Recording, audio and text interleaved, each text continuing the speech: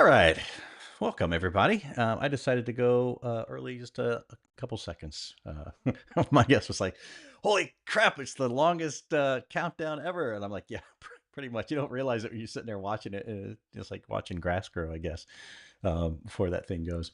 Anyway, hey, welcome to your Friday. You made it. And if you're anywhere near me, and I hope here I'm in Northern Ohio, and the weather finally is beautiful. It's 75 according to my little thing here on the computer.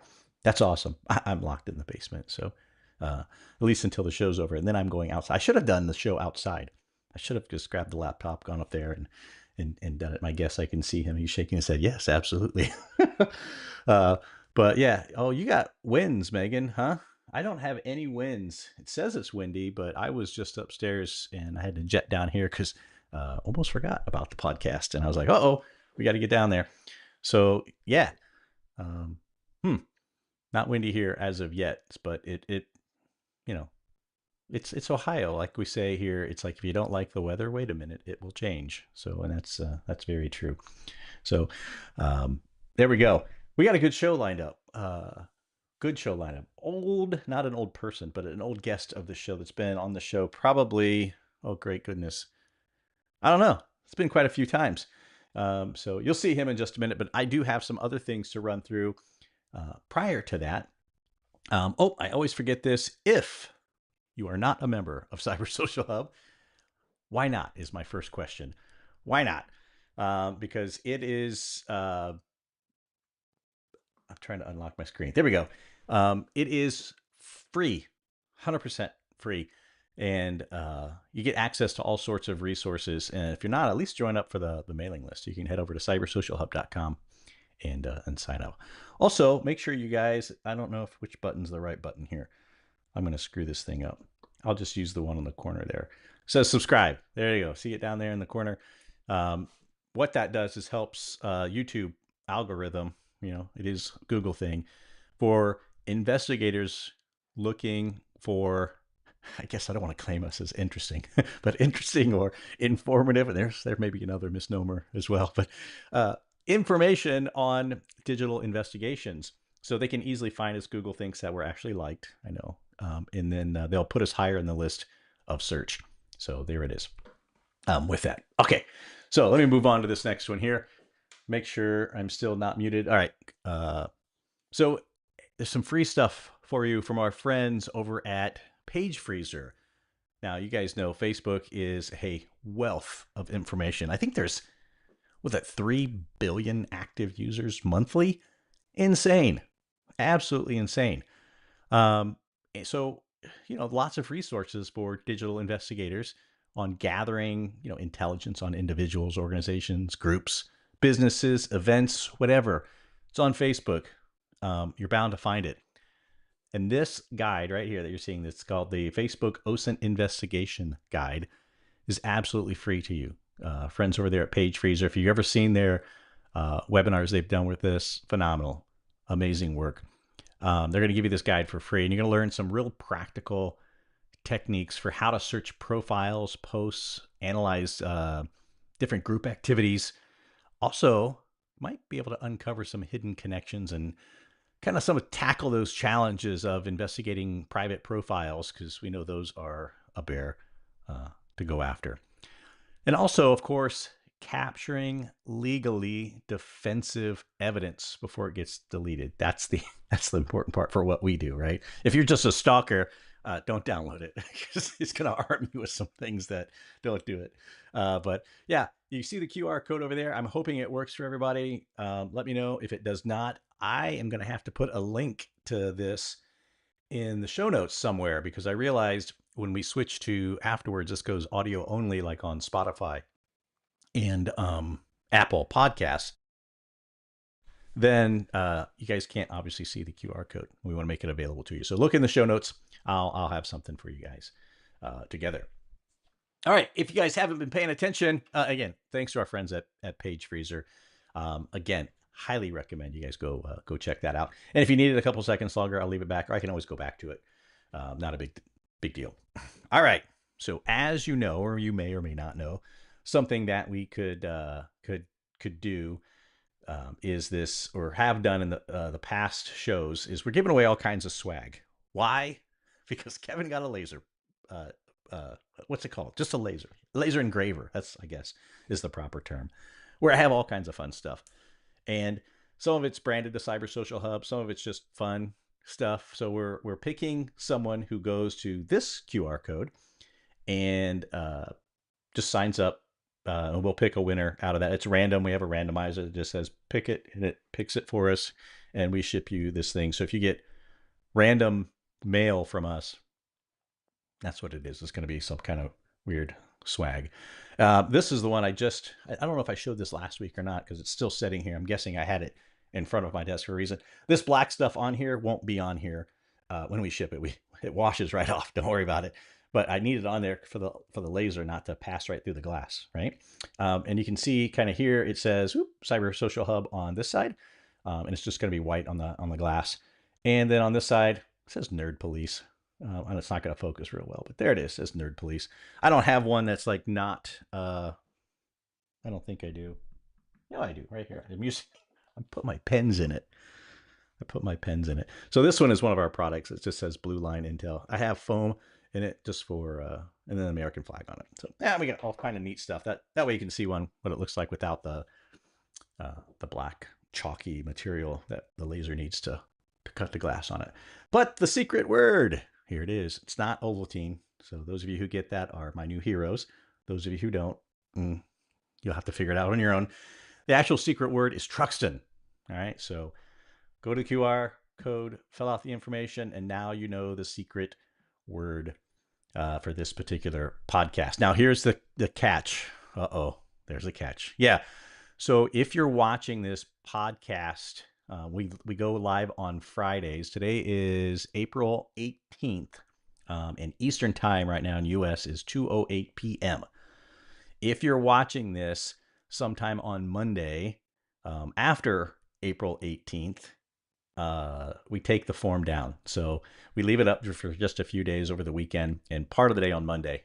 The real reason is when we get to it to take the form down on Monday. And so that's your opportunity. So that way people in our audience can watch this too. I'll put this again in the show notes. If you're listening to us on audio only, then you'll also get the opportunity to click here. But again, if you click here and it's not the same one, then you won't be able to get there. So sorry about your luck. Okay, now I am through all of that stuff. I did it in 9 minutes. I'm getting faster, which is still, we're trying different formats out for the show to keep things a little bit more interesting as well. And if you guys did not know, I don't have the QR code up for it this time, but we're running a survey ourselves, and you've probably seen an email for it. If you have an email from us, please fill that out. We're looking for real feedback on some stuff that we're up to for maybe next year at this point. It's a lot to build some of that stuff out, but go ahead and take that survey if you want to. All right, now without further ado, I am going to bring on our host and guest in one single frame here, and click it and see if I can blow anything up. Oh no, it's chat. Hey, there we go. Megan says the QR code's working. Thanks. Now let's try it there. There he is. Hey Dave, how are you? Hey Kevin, long time no see. Been a while. Absolutely. A couple seconds ago, right? Before the show started. Yeah. I met the Royal a long time. I haven't been on the podcast in probably over a year, I think. So has it been that long? You were on for we had you on there a lot. I'm slowly turning your volume up here. I didn't check that ahead of time. I think Megan might be yelling at me for your volume being too low. There we go. There we go. Now Dave's up. All right. Yeah. How long has it been since you've been on the show? It's been a while. We did a webinar yesterday on automated reports and that sort of stuff. That was a lot of fun.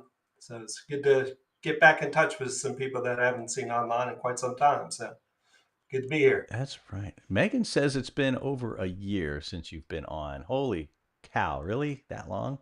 Over a year. Look at that. That's too long. Well, I'm glad you're back. So welcome back. Me too. Yeah. And I'm going to task Megan here real quick before she starts ignoring us here. Megan, if you have a link to that webinar from yesterday, um, let me know if you don't mind, and we'll put it up here, or I'll put it in the show notes. That way, people can go and see that webinar if you didn't get a chance to sign up for it. Now you have it. So there you go. There you go. So Dave, what have you been up to, sir? Well, we released something called Truxton Community Edition, which is a free version of Truxton to the forensic community and academics, students, and things like that. And that came live right in January, I think. So most of our time Yeah, I in remember that. forensics has been pushing that product. A lot of people have downloaded it. A lot of people are liking it. And it kind of gets to the point that today's topic is about silos and things like that. So, you know me, I've got my props and that sort of stuff. I was a little dismayed there that you have some audio only listeners and that sort of stuff. So it won't be as fun for them, but you'll just have to use your mind's eye or something like that. But Yeah, before or we they get can into come over to that, YouTube and they can go over to yeah, YouTube and take a look just at the visuals. So if they really want yeah, to why see it. not? And speaking of props, tell me more about the laser engraving. So I think you should have a blooper section of the things that you engrave that catch on fire. So has anything caught on I've fire yet? Or are you I doing just wood, just yeah, glass? I did wood just because I wanted to try it. The engraver's over here. You can't see it. It's just off camera. It's pretty big. Actually, the air filtration system is larger than the actual laser itself. Just so I don't die. Apparently, when you burn things like weird chemicals, poisonous. It's so strange to me, but Yeah, yeah, in nerd terms, they're called fume extractors, Kevin. yeah, yeah. I, So one of the I know a things guy. here, I know a guy if you need one. one of the things, and Dave's, I've known you so long. I'll give you one. I don't know. You probably have a better wallet than this one, but this little guy right here. I don't know if you can. Oops, hide my eyes here. Ah, there it goes. Oh, it focused on it. So I Oh, engraved that's the flag nice. onto it. And then I engraved. Now don't laugh. I only have $5, but um, I can put whatever logo in here as well. So that's just one of the things that we did. You saw the glasses. I have other stuff, but it involves me jumping off camera for a second. So hold on. Whoop. How did Megan not put in "I keep the big bills" on the outside when she saw that? She's she's slipping. I thought that would pop up in the chat immediately. Well, you got to Wake remember up, Megan! Wake up! we're 15-second delayed. Oh, So okay. we said that in the future. Yeah. So this thing is really cool. It's a bottle opener, right? Which, if you drink out of bottles still, but this thing is made out of steel. I can't bend it. It is solid and just a small stack of them. Megan, we were talking about that small stack of them I had the other day. It's about like that, 5 pounds. This thing's heavy. And then here's Dave. We can put whatever we want on the side. I'll let you guys, Is that decode the that in your. Constitution? What is that? Yeah, you got to decide. It's binary code, right? You got to figure out what that Oh, says. And then on the other side, obviously, we put our QR code to sign up for the hub. So that's another piece. And then what else do we got, Megan? We got all kinds of stuff. can you do stuff like this still? Remember these? Yeah. Look at that awesome picture. That's a great picture of you, isn't it? That is cartoon me. Yeah, we had that. That's all we did on all of our business cards for quite some time. Is Yeah. See how did well they work? cartoon us. I still have one. Yeah, you use it to keep track of your golf ball, don't you? That's your. No, I use it to buy Oh. cigarettes in Green, Texas. There's an old cigarette machine that still takes coins. So this is like a Canadian $2 coin or something, I think is the size. Doesn't work in the laundry. I don't know. Yeah, don't try to use that in a casino. You might get arrested. So you can. It'd be They don't funny. have Then a they'd sense of find humor. me. No, not really. Not No. really. And That's then I pretty have. good. Hold on. I have some of these too. Yeah, I'm off camera. Hold on. So I'll come back. So I have these little guys. I got to hide my eyes from the camera. It says Forensicator on it. Oops. It's just a bottle opener. There it goes. It says Forensicator. And it's just a little bottle opener. these I had to get creative with because getting them in the same spot. So anyway, I'm just nerded out. I got a 3D printer. Hold on. I'll just show you And an this. engraver? Yeah, yeah. So here's how I print on those little things. I got to hold these on here. I had to build 3D print this jig, and then these little guys will lay down right inside of it, so it gets it in the same spot every time. Uh, so it just goes under the laser like that. I know, completely nerded out. Yeah. But I've been having fun with it, so That's you know, good, and nothing caught on fire. So I don't see any fire damage or sprinkler damage or anything down in the studio. So that's a good thing. I wouldn't say anything caught on fire, but I did catch a piece of wood on fire, and it stunk up my whole Yep. office. Even Yeah. with the filter running full speed, it was still pretty stinky down here for a few days. I didn't know metal would catch fire. Oh Apparently yeah. it does. Yeah, Yeah. I didn't know that. These lasers. Yeah, yeah, it was pretty intense. I tried to cut one of those things in half, these thick metal things. Why not? You know, hey, give me a laser. I'm going to try to cut something, and man, it will with enough passes. It will, but it may take you a Yeah. while. And you know, fire extinguisher nearby, but you're good. You're good. You're good. Oh, Megan tells me about your webinar yesterday. If you go to cybersocialhub.com/webinars, then you guys can sign up for that still. It's on our replay page already. So I'm going to copy the link. I'll actually put it right here in there. Oh, look at All right. that. Yeah, it was There a we lot of go. fun. A lot of fun. So Yeah, I what do you heard you want to had. talk about today, Kevin? What do we want to talk about? I don't know. I don't really want What to talk about anything. are you It's about? Friday. The weather is it nice there weather-wise? You're a Oh my little gosh, further it's east than perfect. me. It's Yeah, perfect. and I tried to do here an I AI am. version of myself, but not smart enough to do it. So Here I am scheduling these things on a Friday, opposed to that's like a okay. Wednesday or something. Nah, That's it's the way fine. we've always rolled. Hey, tell me a little bit more about, and I know you talked about, I think you did anyway, the community edition on Thursday, yesterday. Yeah. Um, some people may not know about it, and I know you talked about it just briefly on the when we first came on. Yeah. What's some So advantages of that? What can it do? I mean, is there massive limitations like I can't print a report or I no. can't? So the folks that don't know what Truxton is an automated platform that's been around. I think Sam's up to 11 years on it now. So it's not a Ooh. newfangled thing. And it was designed from day one to be this huge enterprise silo breaker. And the Mm-hmm. idea is that it was the first program that allowed you to put disparate media images from anything into one place. And the struggle to release Truxton to the community was taking that big, giant capability, enterprise capability, and putting it on a laptop. So we did the hard part first, and then shrunk it down to fit into a laptop or a tablet, whatever, anything with Windows, basically. And the idea behind Truxton is just think of it as a forensic bucket. So the idea, I always tell Megan and others, the best way to describe Truxton is think of it as using 1970s sitcoms to solve today's forensic challenges, right? So if you remember Gilligan's Island, where they were trying to court-martial the skipper, right? And they kept, I guess that was early waterboarding, right? So they throw buckets of water on. You can find it on YouTube or whatever. Uh, Right? one of the more average, terrible Gilligan's Islands. But anyway, if you're a forensic investigator, that's kind of how you feel sometimes.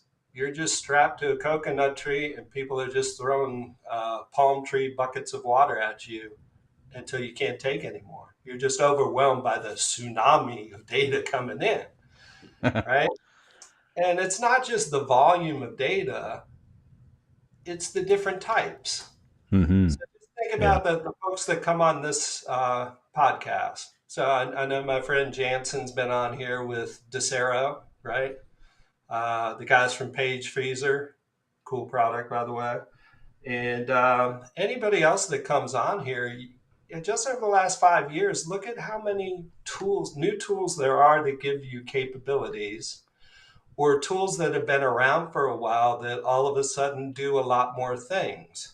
So I caught up with Megan's mom here. Where's my camera?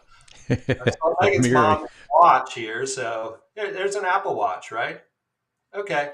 What tool does the best job of getting data out of an Apple Watch? We'll throw it to the comments section. Anybody that's out there. So Holy cow! I don't even know that anymore. once upon a I haven't done an time, exam forever. I know Jeremy Kirby and the guys at Data Pilot now do Hmm. that.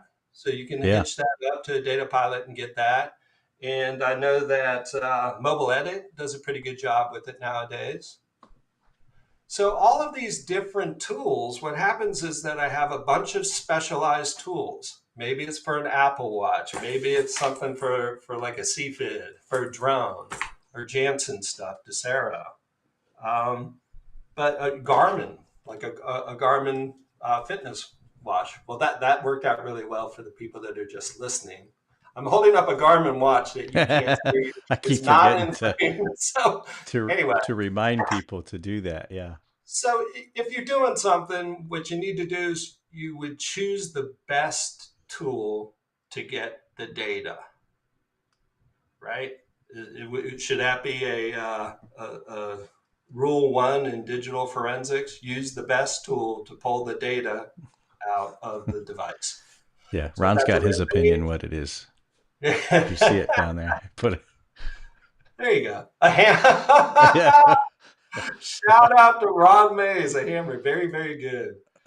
I think you get my point. Is use the tool that works best. If I got a car, I'm using Burla. If I got a drone, probably using Desario because Jensen might let me use it for free, right? You know. Right. And if I'm on a web page doing OSINT, I'm probably using Page Freezer, right? So I have all these different sources, and then I was talking with you last week about props. Look at this.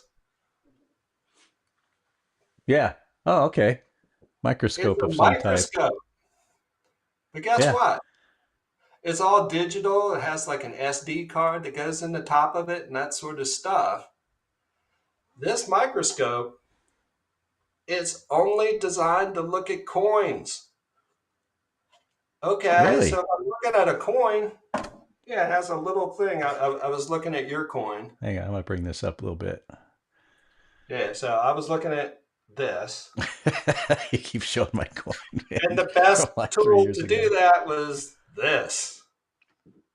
So when I was a kid, 50 years ago, 60 years ago, whenever it was, you just had this thing. I could put a coin under it. I could put a bug under it. I could put an ant under it. I could do whatever. But now it's so specialized that they have one dedicated to just coins. Hmm. Okay, so we talk about silos. We can also use an equivalent of microscopes, right? So a specialized tool is a microscope dedicated to just that thing. Coins, phones, drones, automobiles, whatever, right? And what is the first job of a forensic acquisition tool? Probably to get the stuff out of the phone, the car, whatever. What is the second job? Probably to do some analysis and basic reporting. Okay. What if I have 1,500 phones? What if I want to compare 1,500 phones with 1,500 hard drives and 500 Oh drones boy. and 700 cars? Well, Dave, no one ever does that. Look what else I found next to your coins.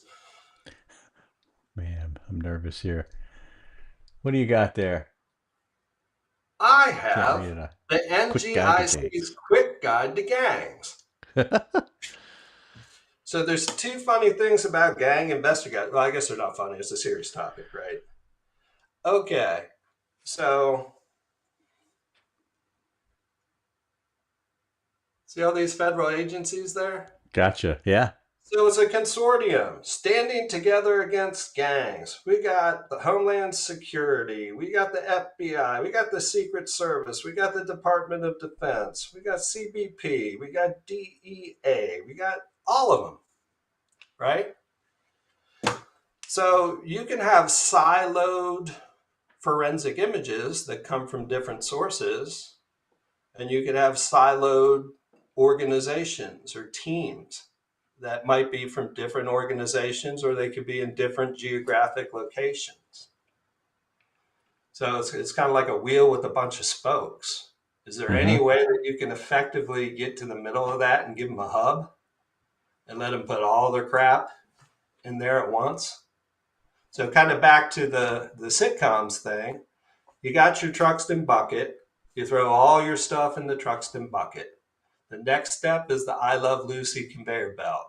Remember the one where all the things are going down the Oh conveyor yeah. belt and they're putting the cherries on top and Oh it yeah. speeds up and there's too many of them? What We're happens? showing our age, Dave. We Yeah, know for this. you can find it's a good episode. So anyway, the point is that when you get too much stuff on your conveyor belt, all the good stuff falls on the floor and creates a big mess. You have to stop the conveyor belt and you don't get any work done. And then the last one is if you remember the Batman and Robin TV show from the 60s. Mm-hmm. And even if you're young and you don't remember that, look it up. It's just so ridiculously bad. It's good. It's great. The badness is what makes it good. They would go down into the Bat Cave and they had this Bat computer, which was nothing but, I think, blocks of styrofoam with little flashing lights. Probably looks like your laser engraver or something. Where Batman would stand next to Robin and they'd put in the Riddler's riddle or whatever, and they put in the facts, and all of a sudden, an index card comes out with the answer.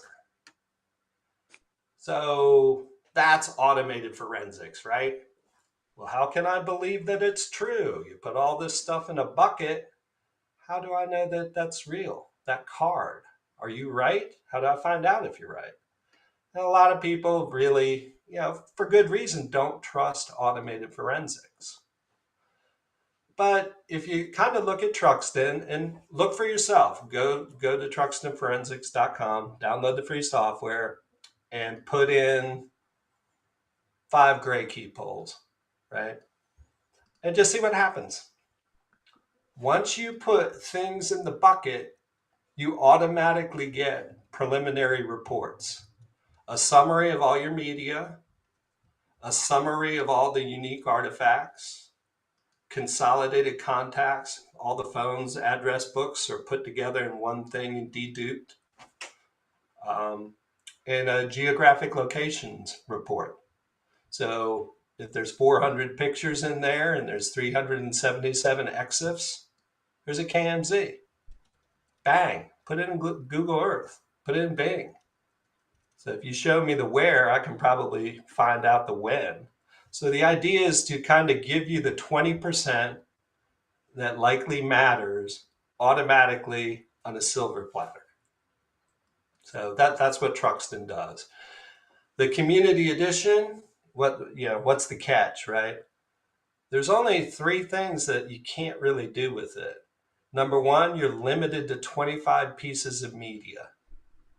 Okay. So That's you can only still put quite a bit. most cases, well, we did a survey. I think maybe the last time I was on this podcast. What's the largest number or the typical number of pieces of evidence that you have in a case? And most of them were under 25. Hmm. So we said, okay, we're going to give this out for free and we're going to limit you to 25. The cool thing is there's no limit on the size. So if you had a 4 terabyte hard drive, that counts as one. Put it in there. And then the 2 other things that it won't do, you have to run it on a single machine. You can't do a Hmm. server client installation with it. Oh, right. And it, Makes and sense. it doesn't have simultaneous It doesn't allow multiple investigators to work simultaneously on a case. So if you need or if you want those things, then hey, give us some money and we'll cut you loose, right? Yeah. Yeah. Right on. But And I so saw it made in the USA, so you have no tariffs. Look at that. yeah, and like I said, it's been a huge hit with our friend Bob Osgood in a lot of schools. Mm-hmm. So if you're a student and you want to learn digital forensics, Truxton is a great way to get into it. And the reason I say that is not just because it's free. Because Truxton is an automation platform that gives you preliminary reports, if you don't know anything about forensics, it almost teaches you what to look for. So if I find somebody off the street, so we always need more digital forensics investigators, high burnout job, and every case has a digital element. So we need more and more people to learn how to do this. Mm-hmm. And in order to do that, how do you go from ground zero? And all of the extraction, the software is expensive, and it should be. You always have to change it to keep up. I mean, there's reasons for that. The training is expensive. It's meticulous. It's detailed. So nothing against that stuff. But what Truxton allows a student or somebody new to forensics, they can understand the concept of a bucket. Hey, these are the three people that are accused of the crime. I've got their three phones. Okay. I'll use a tool to pull the data out of the phones. Now what do I do? Well, if you throw that into a Truxton bucket, go through the conveyor belt and pop out the card, those summary reports will give an indication to a student of this is what Truxton found to be interesting. These are the type of things that maybe you should look for as a human rather than a computer. The guy that wrote Truxton has been in digital forensics since 29 years. Okay, so when he's looking to pull data out of files, in the old days, the software you would use, you would get a file pile. Oh, here's a folder of Word documents. And if I wanted to find Kevin DeLong inside those things, well, I start at document 1 and I go to document 200 until I find it. Truxton automatically pulls the information out of documents, out of spreadsheets, out of track logs, out of messages. So it's kind of almost giving you the answer key to give you an idea of what you should look for. So one of our fun internal exercises, we usually save it for the third Friday of the month. But when people put out capture the flags, Mm-hmm. so you'll see a forensic event. Join our capture the flag event. It's a 3-day event where you have all this stuff. So as soon as they make that data set available, we throw it into Truxton, and then we wait. We get our reports in, I don't know, 5 minutes. And then we wait for them to ask the final exam. We're not perfect, but you would pass. Gets you You would quite be a a bit high on the way there. student. Yeah. And, again, a lot of folks, automated forensics, okay. The difference with Truxton is when we tell you this artifact is important, there's a link that allows you to go all the way down to the hex, just like your other tools. So it's not going to be as good or as detailed as WinHex. That's not our purpose in life. Our purpose in life is to be kind of like a force multiplier that allows forensic processing and correlation to happen 24/7. As long as your computer's on, it'll work. You can go back out on the street. You can go to court that day. Hmm. You can go on vacation, come back. And then that way, when you get back, you're going to have these reports, you're going to have that information. And then, as you can see from the webinar yesterday, I get a little stack of reports. What good does that do? Well, isn't this all about painting pictures? So if I'm a forensic investigator, I'm trying to solve a crime, right? Ron Mays, yes, you're going to Tabasco Island. I said, yeah, Dave's paying for vacation. Now I'll do the work for you while you're on vacation, Ron. But basically, the idea is just if you have these reports, you can paint a picture. This is all the evidence, the media that I've collected. Step one. These are all the pieces of evidence, the artifacts that I found. This is all the communication that you had. These are all the places you went. And then I'll put it all on a timeline. Here's where you were, what you did, what happened. And the example that we used yesterday and in our training set is called phones, drones, and automobiles. So you can see that car door opened, ignition started, Bluetooth connected, call from number 1 to number 2, text message returned back, right? Then they drive down the road.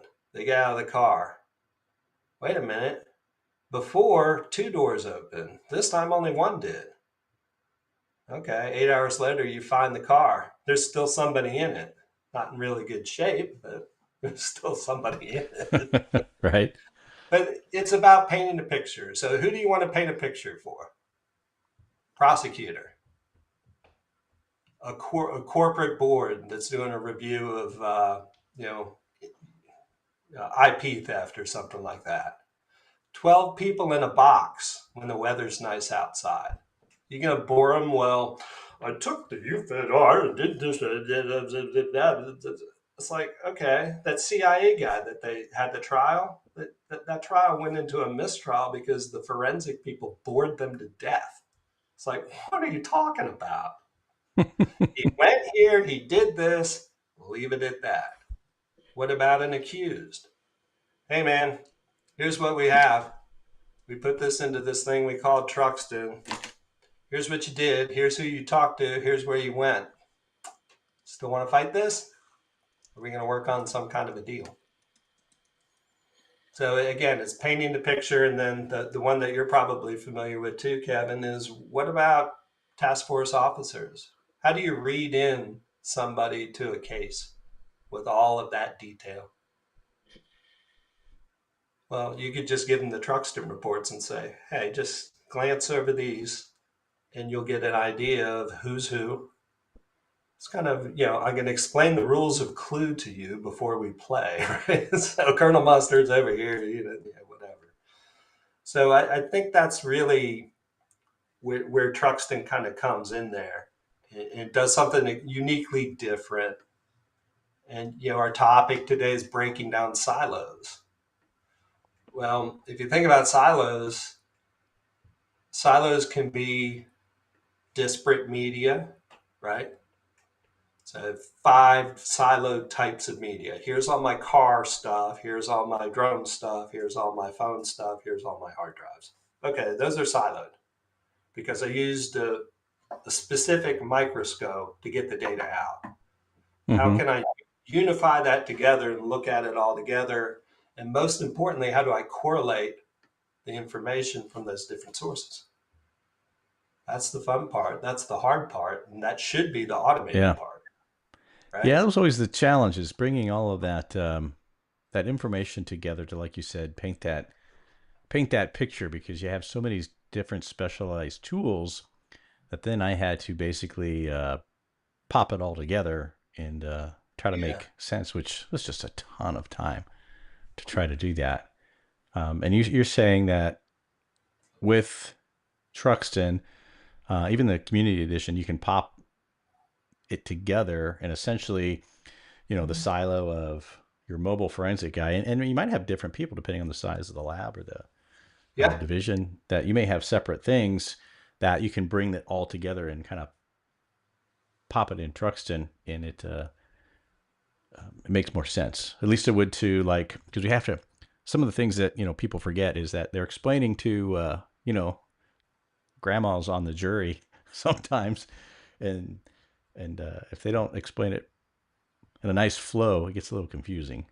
Yeah, Um, tell a story, paint a picture. Grandma can watch Murder She Wrote or Matlock all day long. So your job as a forensic investigator is probably to present it in a Matlock sort of way without the surprise ending, right?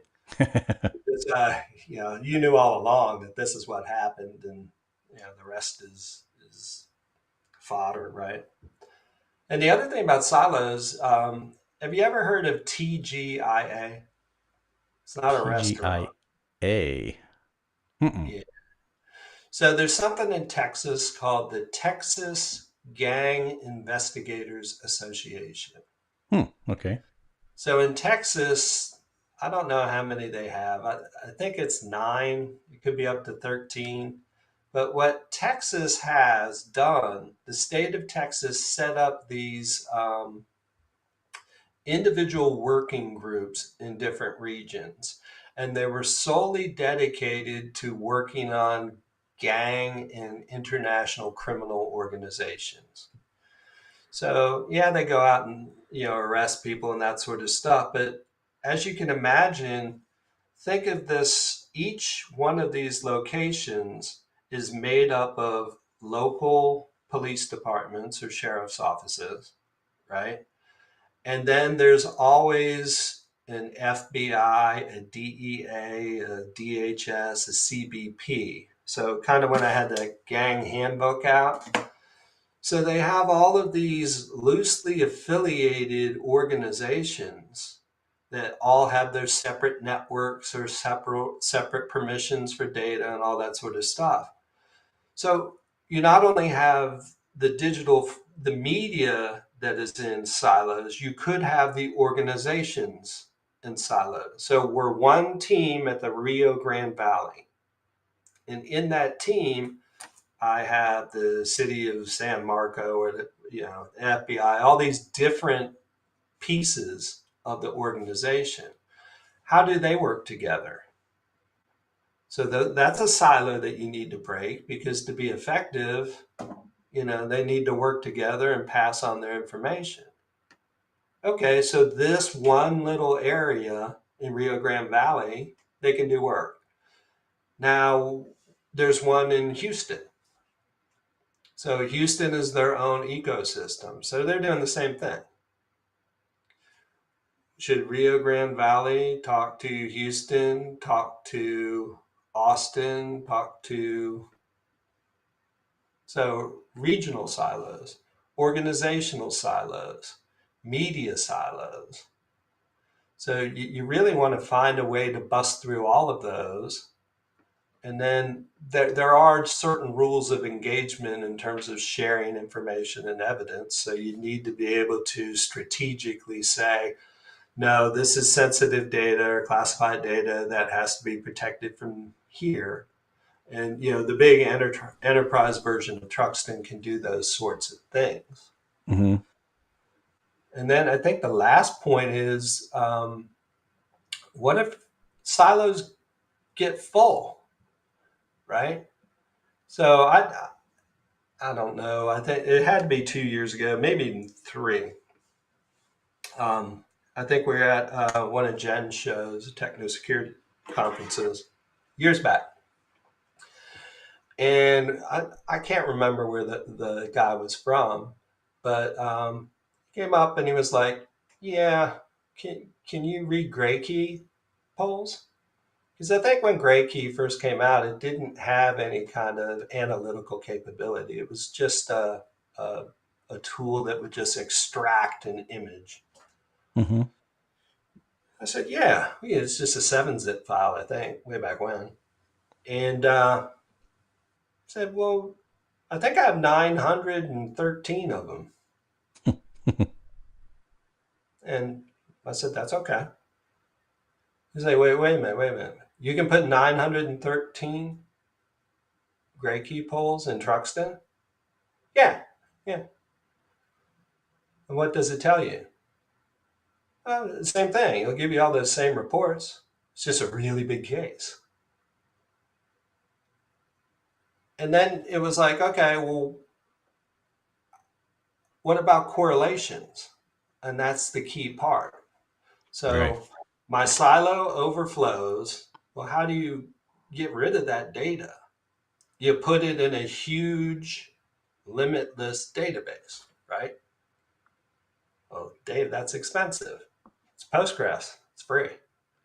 All it costs you is server space. Put it in the cloud, that's cheap. Right. I, there's ball guys all over the place giving you free stuff, right? As much storage as you want.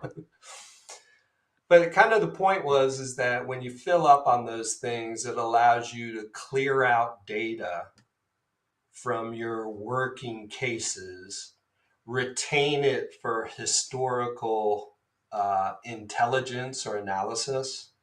So let's say I have 500 Dray key pulls from the state of Texas border crossings. And let's say I get 75 new phones every day. Well, if you add those 75 phones every day into Truxton, it'll automatically update the correlations. If phone number 52 that just came in correlates to something back from 3 years ago, it's it's going to make the correlation. It's going to put it in that report. That's awesome. That's Yeah, awesome. you can also kind of like set alerts. So if you're looking for a certain phone number, an IMEI number, name, credit card number, password, so those sorts of things pop up. Um, you can set alerts for that. And you can also set geographic alerts, which might be the coolest alert going. So Hmm. imagine that. So if you had a drone, a car, or anything that leaves, a track log, if you will, boat, um, watch, anything like that, anything that has geographic information in it, you could put in an alert for a spot in Truxton. So let's say a house. Was anybody within 100 meters of this house? I don't know. Well, here, I'm going to put 100 phones through here. And if any of those phones has a video, an EXIF photo, a cell tower ping, anything like that, it's going to say, the person that owned phone number 54 was at that location. They broke that geofence on Groundhog's Day at 2:35 p.m. So, military customers and ISR, so kind of like surveillance sort of teams. Mm-hmm. There's a place that no one really is supposed to know about, or they don't want anybody to go. And then if a car parks there or takes a picture or anything like that, then it'll trigger that alert. That's And that's crazy. that's a really neat way to kind of get to the bottom of things. And I think what we've seen is it helps eliminate a lot of people from being suspects. So we've seen Yeah, that 100%. kind of like in parole situations and protective orders. So if a spouse has a restraining order and isn't allowed to go to the house or go within 500 meters of it, registered sex offenders not allowed to go within X meters of a school. So you can know this information very, very quickly. It's kind of kind of cool and very, very different.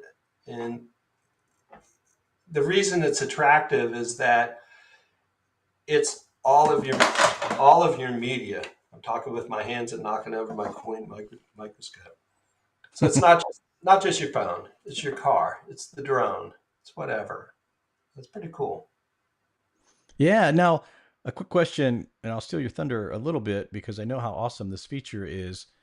Does this also work with your timelines? I know you kind of alluded to it already with the door open, door close, and because you're the timelines in trucks. And if you guys have not seen these things, I'm a very basic brain, which anyone who knows me understands this. But you guys is really simple. I can understand it. And will it work in that fashion as well if I'm bringing in multiple sources and kind of just lays out it all on that beautiful timeline? Yeah, it really does. And there's one unique thing about timelines. So if you think about the history of timelines, well, 1,000 years ago when I was in school, a timeline meant you put a flag in the ground and, the cop says, tell me everything that happened 2 hours before and 2 hours after time of death. Anybody can do that. That's too easy. What Truxton did is it all of the information is based on event types. So think of it this way. We rented a car from BWI Airport and drove it to Berkeley Springs, West Virginia. When we pulled the logs out of that car, guess how many track log points we had? A lot. Guess how many address books of people that connected their phone to a rental car's Bluetooth? People do that? Oh, 318. oh So we're man. trying to solve a case, and we have 177,000 track log points, 66,000 Wi-Fi hertz, and all this information and contacts and email addresses and phone numbers of people that they rented that car 2 years ago. So it's like, yeah. So God bless the tools nowadays, but they get so good, they get so much data, we're creating a bigger cloud of chaff. And your job as an investigator is to cut through the chaff. So if the cloud's getting bigger, you have more stuff to go through. Yeah, it's important information, it's fantastic technological achievement, but at the end of the day, all those track log points, guess how many of them mattered? 1 day's worth, not a year and a half's worth. All of those other people, all of those other phone numbers, they didn't matter. So back to the timeline in Truxton, I can say, only show me vehicle information like starting the car, closing doors, opening doors, and things like that, connecting to Bluetooth, right? I don't care about hearing towers right now, so I'll throw those away. And then show me if I tracked a package. Show me if I missed a phone call, if I sent an SMS, if I missed a call. Okay, so you narrow it down. So when you download your free version of CE, put some stuff in there.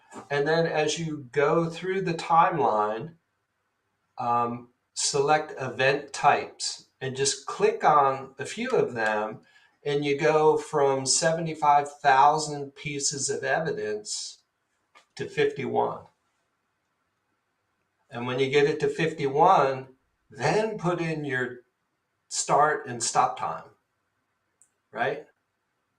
Because what do investigators want to know? What happened? That's an event. When did it happen? That's a time. Where did it happen? That's a location. It's like the 3 dimensions of getting to the bottom of something quickly. Now, does that mean that, yeah, you're just going to run these reports, jump on the stand and say, yeah, Truxton says you did this. All verifiable down to the hex. Use your other tools so that your Truxton stays in our swim lane. Do we do facial recognition? No. Why not? You really need to. We would suck at it. There are other people that do that better. Do you do decryption? No. Well, why not? We would suck at it. So how do you overcome those deficiencies, Dave? The answer is that Truxton is extendable. So remember we talked about the I Love Lucy conveyor belt? How many cops use Python? I know you use Python. I've Mm-hmm. seen your stuff. So imagine that a brilliant guy like Kevin DeLong made a Python program that monitored the location of every tweet. Maybe had some crazy Before thing. Elon started charging $45,000 a month to access the API, and I'm like, "Eek, we're done." That project died real So fast. my point would be this. If there's a tool out there for facial recognition for whatever special custom thing that you want, Truxton lets you put that into the conveyor belt. No charge. You do that. If you know Python, all you have to do is plug it in. It's like a tinker toy, man. You just stick it in there in the hub. And what does that do for you? One, it allows you to add extended forensic capabilities to an automated process. So if a file is going down the Truxton conveyor belt and you want a facial recognition, well, what happens is it identifies the file and run this through facial recognition. Okay, I can go to the Azure cloud and go through their cognitive services. I can go through, name some other facial recognition programs. Go through those, and it goes through that program and it puts it back into Truxton. So you have the original file, and then you have the child file that is the facial recognition and all the additional information. So that allows you to always have the best AI or whatever other tool that you want, or a classified tool. So a lot of our customers are in that space. So they make Mm-hmm. their own tools that do these magic things, right? So how do I add that magic thing to automatically run on every single phone that I put through here? And it's really simple. I did it. I actually I sent facial recognition, a picture of Bob Barker in a fight with who was that? Happy Gilmore. The price is And wrong, I took Bob. yeah, yeah. So it's I just Bob watched that movie Barker the other day. Yeah. in golf gloves fighting. Who's the guy? Adam What's the Sandler. guy's name? Uh, Adam Sandler. Adam Sandler. So we put it through Azure Cognitive Services and did facial recognition, and we have the original image in Truxton, and it came back as Bob Barker, and then 85-year-old man likes dogs, and then Adam Sandler, and then golf course. So all of those other AI things that were picked up independent of the face were also in there. And you kind of set that threshold of additional information that you can get out of there. But so if you find other tools or even services, you can do that. It's very That's pretty unique, amazing. different in that Yeah. way. Yeah. That's pretty cool. Hey, I forgot to tell everybody too. Make sure you hit the like button and subscribe button. We've only got one like this whole episode. I forgot to ask that. People are Yeah, because so it's 55 focused degrees on and what you're sunny saying. out during spring break. Yeah, today's everybody's days off. They're like, I gotta whatever. fire There we my go. We got a agent. couple more. So we got a couple more that just came in. So yeah, just smash the like button, hit subscribe. Also, if you're on our home channel, YouTube, hit the little bell there as well. What that'll do is just sends you notifications whenever we do go live, or post a new video, and we're posting videos all the time of how to do this, how to that, tip to do this, and then it's really a shenanigan anymore. That we used to put out a lot of weird videos. It's just we're actually busy now, which is weird, but it is what it is. But if you have any questions for Dave, Dave, Yeah, how do fire people away. get a hold of you? Um, D Ryberg at truxtonforensics.com. There you go. So no drunk dialing 2 a.m. Ron, talking to you. So just no No, spamming Ron Dave is free either. to share recipes and barbecue secrets and Cajun cooking things. Yeah. And hot sauce. I remember we had a conversation about that hot sauce. Where were you at? Because who was I was just talking to my wife because we're headed driving south and and we're gonna go down to ISIS and I don't know which way we're gonna take yet. And No, I think looking for different things off the we beaten were in path. Asheville, North Carolina, That's what. before it got wiped out, and we went to a brew pub or something like that, and Yeah, it the was beer was across the great. street, right, or something. Yeah, because they didn't have food. They said, "Well, can we eat?" We drank quite a bit of beer. Oh yeah, just order, and they'll just bring it. So like, okay. So I can't remember what we ordered. Megan might, but they brought over Cheerwine hot sauce, Cheerwine habanero wings. I think they were, and the bartender was like, "Yeah, be careful, be careful." I think Megan just laughed. She was like, "Ha!" And the guy just came in with like a little brown bag, and it was, yeah. What did you call it, man? It was stupid. It was so hot, it was stupid. It was stupid. Yeah. And then I walked over to the place afterwards, and I said, "We want to buy all the hot sauce that you have." So he's like, "Well, we don't bottle it." So he said, "Hey, here, just," he grabbed these big things, like plastic, almost like you get potato salad in it. I'm surprised it didn't burn through it. Said, "Yeah, just have it." I said, "No, no, no, no, no." I said, here's some money or whatever." And when I walked in there, it wasn't open on that day. And when you open the door, the habanero in the air, you almost needed a gas mask to go in there. And Holy cow. he's like, "Yeah, we don't open until tomorrow because we have to open all the windows and let all this clear." Kind of hazmat day when they make the sauce. Yeah, and God bless those people down there. I doubt, because of the location, I would imagine that they got flooded out. I Mm. hope not. Oh But yeah. the secret was they put all the habaneros in a food processor. They just chop the tops off, and then so they're grinding up not only that but the seeds. And Oh then rather than using, you know, everybody knows use Dr. Pepper or Coke in barbecue sauce or whatever.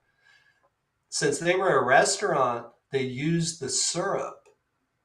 So, you know, when you go to a restaurant or McDonald's, they have oh vats or those cartons of the yeah. syrup, which is Pre-mixed, right? it's Before it hits the condensed, right? yeah, And before they it hits use the that. corrugated water stuff. And then rather than putting water in there to Yeah. dilute it, it was mostly apple cider vinegar. So Ah. yeah, that I think that was the secret. As far that's all I could see or smell by the time I lost most of my senses after I left there. I guess it's debatable how many I had going in, but Right, yeah, right on. it Well, was wildly good. very cool. Very Yeah, cool. Dave, I appreciate your time. I looked up and I'm like, oh man, we're 5 minutes after already. That's how quick it went by. So indeed. Always great to catch up, Kevin. Always just great. like that. Absolutely. So, guys, if you're interested in Community Edition, truxtonforensics.com. That's truxtonforensics.com. Head on over there. Check them out. You can stalk Dave over there too. So, Dave, Yep. you're in Cyber Social Hub as well, I believe. Yes, sir. Yeah, somewhere in there. So you I'm can a you can charter reach member. out to him. Yeah, there you go. That's right. You're one of the I the had OGs. the coin to prove it. That's right. You got the old school coin. That's so funny. All right, Dave. Hey, hang out. Don't go anywhere. For everyone else, thanks so much. Don't forget to like, subscribe, hit that notification button. And until then, I will see you guys all next week. Again, Dave, thanks very much. I appreciate it. Okay, thanks everybody.